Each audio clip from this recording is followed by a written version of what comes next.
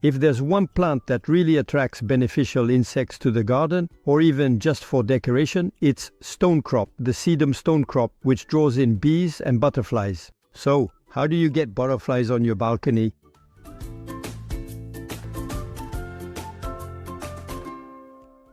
If you have sedums in a flower bed and you're tidying them up, you probably sometimes end up cutting a branch, pulling some out, or finding them a bit bothersome because they tend to spread out a little too much. Or maybe you're at a friend's place, you see those famous stonecrops, those sedums swarming with butterflies, and you think, oh, I'd love to have that kind of plant. However, when propagating all these plants, it's usually done when they're not in bloom. Well, think again. This is a plant that can be propagated from cuttings. This plant can even be kept in a vase for a very long time. So we're going to take advantage of these flowers by making a cutting in a pot. I've chosen a used terracotta pot from among the other pots nearby. So why this pot instead of the others? Well, there's not really.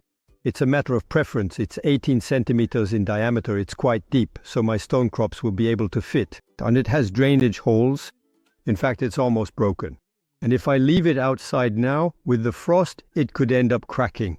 So for me, it's the ideal pot, and you'll see why. Now I've prepared this pot.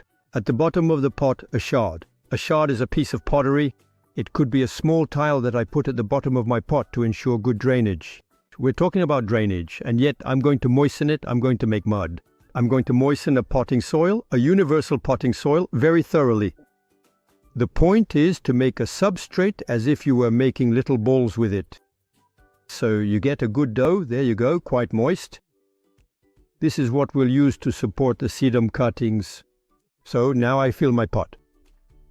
With this mixture, even though it's an easy cutting to root, you should never bury the leaves. So I strip my cutting, removing all the leaves. If I can't get them off, I use a knife up to the height of the pot. Here's the depth. Well, I'll take off 2 more. There, we measure. That's good. So now I plant my cutting. And there you go, it's planted. Let's do another one.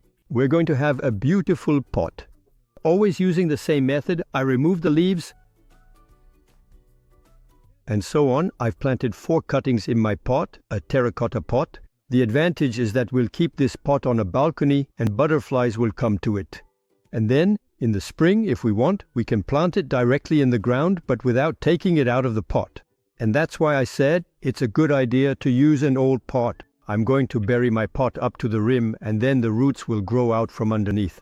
And next autumn, I'll have an amazing sedum with a multitude of butterflies on top.